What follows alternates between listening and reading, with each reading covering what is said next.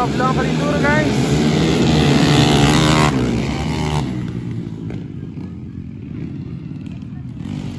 Dexter Lozada. Alright mga kaibigan, Dexter Lozada on the whole shot. So followed by Pioki Alvarez of Pulomolok, guys. So nasa pangatlong spot naman si John Lloyd Gornes of Tupi. Then followed by Pogs Hamyo of Tampakan. So this is the final heat of Local Enduro here at Pulunuling, Tupi, South Cotabato, guys.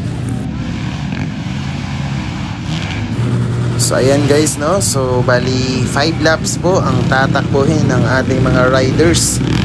So ayan, kung hindi ka pa nakapag-subscribe sa channel natin ay subscribe mo na yan, guys. At pakihit na rin ang notification bell, no? Para ma-update po kayo sa mga susunod nating videos.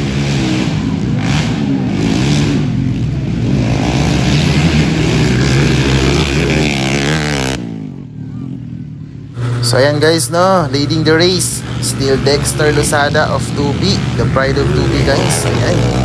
So followed by Pioki Alvarez, no, of Pulomolok. So ayan, napakainit na bakbakan, guys. So abangan natin yan, no, kung sino ba talaga ang tunay na malakas. So ayan, so mahabol si Pioki Alvarez. Dumidikit siya ngayon kay Kagawad Dexter Lozada. Ayan, so nasa pangatlong spot pa rin si John Lloyd Gornes, guys, of Tupi. And then nasa pang-apat na position naman si Pogs Hamyo.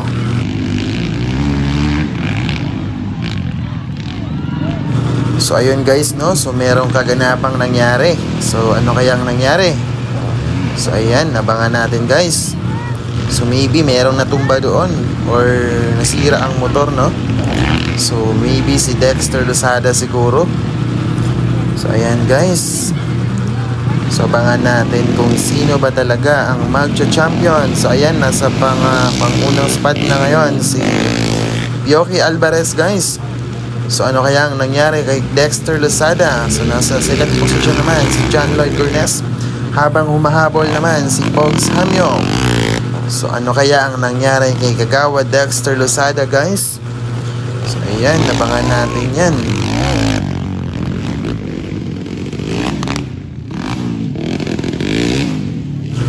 So ayun guys, so nasira ang motor ni Kagawad Dexter Lozada.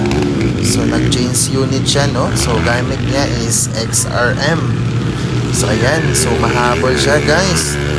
So ayan, so sayang, no? Nasa unang position na sana siya. So tignan natin guys kung makakahabol ba itong si Kagawad Dexter Lozada.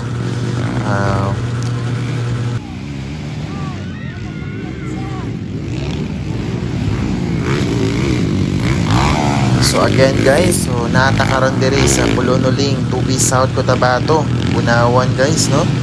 So ayan, so still leading the race, guys, is Pioki Alvarez pa rin of Pulomolok. So ayan, napakagaling na bata. So ayan, nasa second position pa rin si John Lloyd Gornes of Tupi. Then nasa pangatlong position pa rin si Pogs Hamyo of Tampakan. Ayan, so big shout out to Lyra Zaulda, guys, no? So one of the greatest ladies rider of Tupi. So ayan, guys, so napakalakas ng mga motor nila.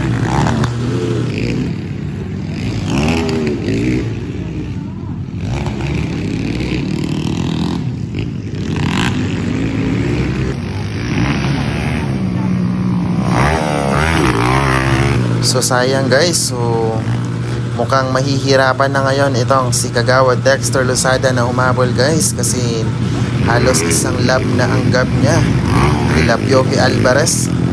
So sayang, no? So nasira yung motor niya kanina, guys. So ayan, so I think this is the final lap. So ayan, so huling lap ni Pioki Alvarez, guys, para siya na ang tanghaling champion dito sa Local Enduro class dito sa Pulunuling, Tupi, South Cotabato. So ayan, so muntika na siyang matumba, guys. So ayan, so wala pa rin pagbabago sa standing. So nasa second position pa rin si John Lloyd Gornes, habang nasa third position naman si Pogs Hamyo. So ayan guys.